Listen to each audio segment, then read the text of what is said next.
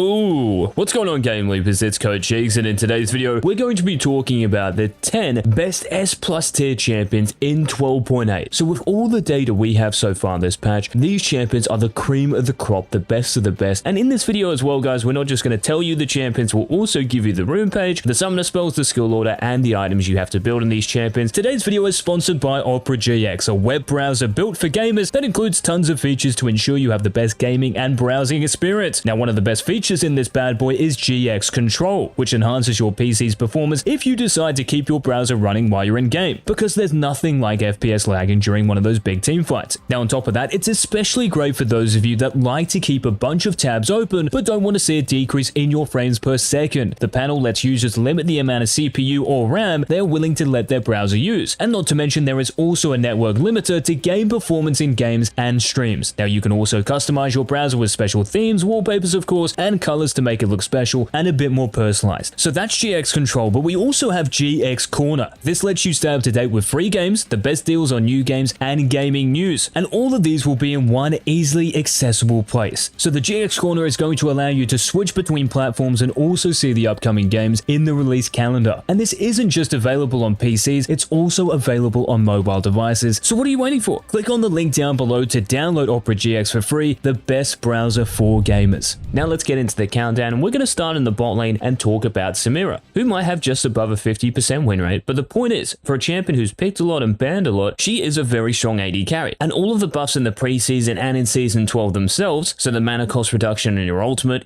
also dealing more damage, your ultimate's cooldown going down, your health per level going up, and armor per level going up too, they have made Samira tankier and also just more dangerous on the offensive end. So these are the core reasons she is an S+ tier champion. But if you do play Samira, or if you want to play her, please make sure you're picking Samira as a counter pick. Blind picking really isn't that wise because you do have some pretty hard counters, and you also want to be picking Samira when your support is providing some sort of CC. This is going to allow you to activate your passive, but also get stacks on the enemy champions. If you have an enchantress next to you, nothing is really going to happen, and getting your style is going to be very difficult. So keep that in mind in champ select, but Samira with shield bow, steel caps, collector, i.e. bloodthirster, really good champion still. Just make sure to take treasure hunter in your runes, because we are an all-in AD carry and getting kills and takedowns. That is what we're about. So the goal from this will hopefully accelerate our scaling and get us snowballing. Now, filling the number 9 position, we're actually staying with the AD carries here and talking about Vayne, who to be honest is still the standout ADC for another patch in Season 12. And the reason being is because of how Vayne interacts with lethal tempo. This keystone giving you attack speed of course, and then extra range and max stacks. It means that Vayne, when she does reach this point, has no weaknesses. For a champion as well who can fend for herself, you don't actually need your support to help you, even though it would be kind of nice sometimes, but you can go toe to toe with any champion, a bruiser, an assassin, a tank, well especially a tank because you are Vayne. But please guys, just make sure to max your W first, then your Q, and just like Samira, we're taking treasure hunter in our runes. And as far as your summoner spells go, you could run heal, maybe cleanse, but to be honest, exhaust is just the best option because it means you don't have to operate next to your support all the time. So this plays back into the concept of being able to fend for yourself, kind of like how a Tristana would, because this will allow you to 1v1 any enemy champion on the Rift. And because Vayne is such a good 1v1er and such a good duelist, this is exactly what you want. Now, ahead of Vayne coming in at number 8, well, we're staying in the bot lane here and we've got to talk about Yuumi. But according to these stat websites, Yuumi is an S+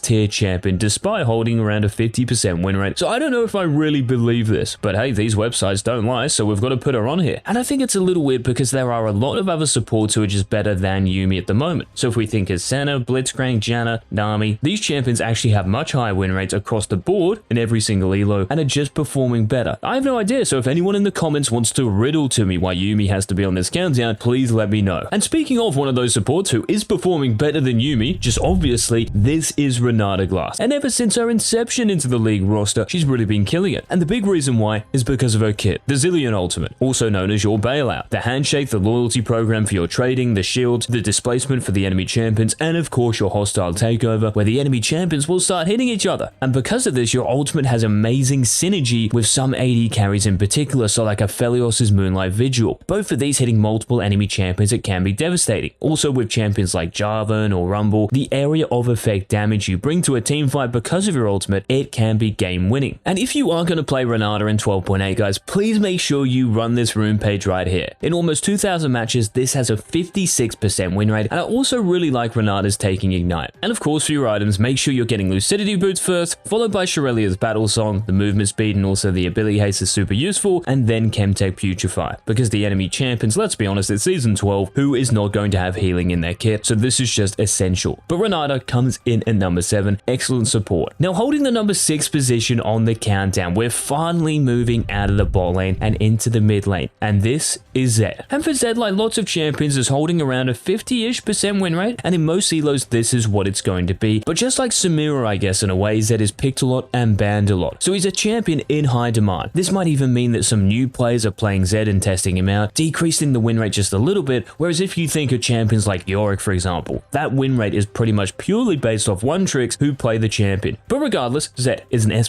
tier champion, and even though his base death marks damage got nerfed a few patches ago, Zed is still loving Season 12 mainly because of the teleport change in 12.1, and because you have always ran Ignite, those teleport users, which are pretty common in the mid lane, they just have less impact on the rest of the map, so in the early to mid game, you can really get going. But if you are going to play Zed, guys, it's very important to choose the right mythic in your game. So I would recommend going Duskblade or even Prowler's Claw if you're snowballing. So if you're super far ahead, like you're 5-0 at 5 minutes, getting one of these items will definitely kill the game off quicker because they boast the most damage. Also, if the enemy champions are very squishy and have no armor, which is very important, going Duskblade or Prowler's Claw also makes sense, even if you're not fed. But the other option you have is to go Eclipse. Now Eclipse, you're not going for lethality or the passive, you're getting it actually for the mythic passive, the armor penetration. So if the enemy champions are building Zhonya's, they're building steel caps, they're building tankier items in the jungle role or in the top lane, getting Eclipse is going to allow you to beat all of their team. It's still giving you lethality, remember, so even if they are squishy, you will still one-shot them. So it's very important to understand this distinction before you play Zed, but apart from that, Lucidity Boots, Ghostblade, and you are good to go. So Zed number 6. Now starting off the top 5 on the countdown, we're heading to the top lane, and this should really be no surprise to anyone because Fiora, this is the champion boasting the number 5 position, and ever since 12.3 when Riot buffed Gore Drinker, Ravenous Hydra, Death Stands, more Malmortius, these 4 items for Fiora are just better. More attack damage in Gore Drinker and Hydra, the Death Stands healing passive, scaling off your bonus AD, and more Malmortius giving you more Omnivamp when the shield pops, and also more damage. These items, these changes could not have been better for Fiora. But what's really interesting here, these stats are from Platinum and above. Now I know most Fiora players are going to be running Conqueror, but actually the best rune page statistically is to run Grasp the Undying, because this playstyle is really based around Grasp cooldown and short trades. You're taking Conqueror into champions who you think you can beat in extended trades and you actually want to take extended trades against. So it's very important, depending on what rune you actually go, to understand how to trade and how your trading pattern might change based on the keystone. So if you are taking Grasp from Fiora, don't just run in there expecting to win an extended trade against a Conqueror Darius, for example. You're about dashing in, proccing the Grasp stack, and getting out, then waiting for it to come back up, in you go again, and you just repeat this process until the enemy champion gets poked out of lane in a way. But if you're taking Conqueror, of course, you can go nuts. Please just be aware of this when you pick this champion. Now ahead of Fiora coming in at number 4, it's actually the only jungler on this countdown, and this of course is Rengar. So with all the new damage Rengar has, with his W dealing more damage to camps, and of course your stacks lasting a little longer, pair this with Burst Strike and the rune page you see on your screens now, with Zombie Ward and then Relentless Hunter, this champion, if you can get going in the early game, particularly before level 6, you will take over games better than anyone. And by taking Essence Reaver, which is giving you crit, attack damage, ability haste, even the Spellblade passive which works with your Q, the crit as well will proc on your Q as well, this is an amazing first item rush, and then following this with a Duskblade, your mythic, for the actual auto attack passive but also the invisibility, and of course the ability haste in the mythic passive. When you play Rengar, you want your cooldowns, especially your Thrill of the Hunt, to be lowered. So this will allow you to use your ultimate more often in the game, because without it, you will definitely not be able to make as many plays as you would want to. And this is also why you should be taking cooldown boots for your boosted choice, but Rengar in the jungle is number 4. Now heading back to the top lane, I did actually mention this champion when we were talking about Fiora, and this is Darius, the low elo nightmare. Now Darius, ever since his ultimate got buffed a couple of patches ago, he's actually been doing a lot better, because it does mean that even if you aren't good on Darius and you don't get the stacks you need when you do ult an enemy champion, well, you're kind of compensated for it now because you will be dealing more damage regardless. And this actually saw Darius's win rate improve quite a bit. Now as far as pick and ban rate goes, yes, he is picked a lot, he is banned a lot, but when you do pick Darius, please make sure you're taking Trinity Force as your mythic item, because the extra HP in the item is really useful, and it's an amazing snowballing mythic. Once you win lane and get your mythic item, there is no coming back for the enemy champion. And also the buff to Darius's W, which happened way back in season 11, but still, it's very impactful because your W's cooldown, well, it's now on a flat 5-seconder and will continue to be for the rest of 12.8. And just like we mentioned for Fiora, the new def stance is unreal on this champion because it's also blocking magic damage as well. It's very useful against the Cannons, Rumbles, Gwens at the top lane, but also in these team fights when you will be coming across magic damage a bit more. But once again, the main reason Darius has found his footing once again in the higher echelons of the League of Legends rankings is because of the Noxian Guillotine buff a couple of patches ago, so watch out for Darius in 12.8.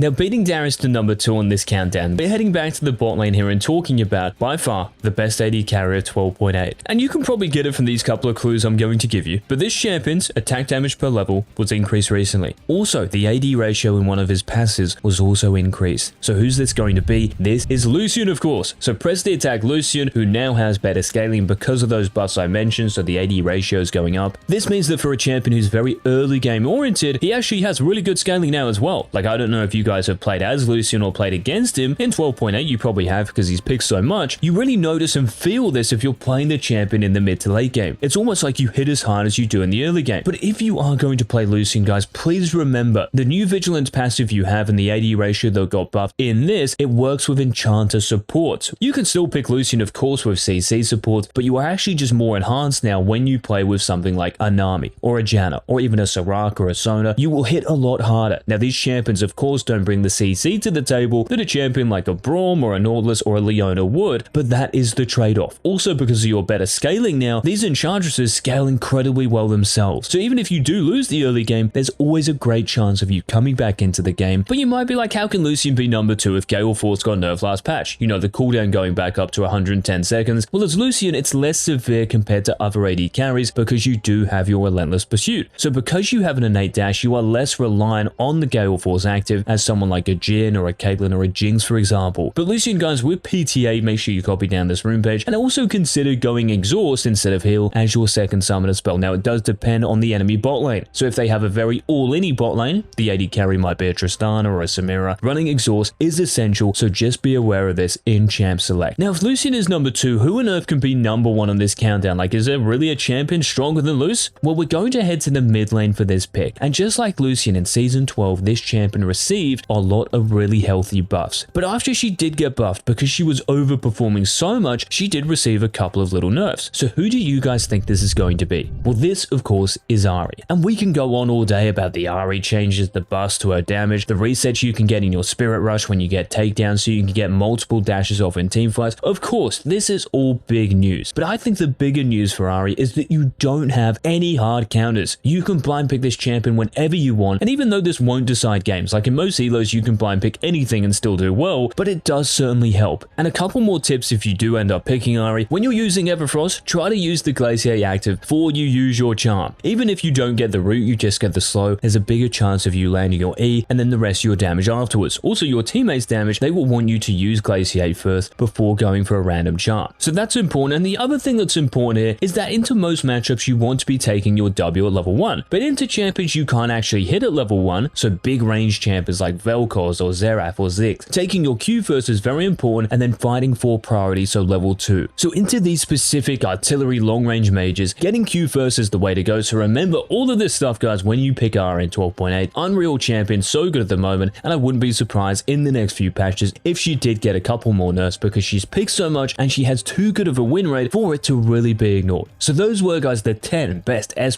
tier champions for 12.8 from the last few days of action. So let us know in the comments who you think out of these 10 champions is actually the most OP. Do you agree with Ahri being a number 1? Let us know your thoughts, and of course, until tomorrow's daily upload, please remember to leave a like on the video if you did enjoy it. This has been Coach G.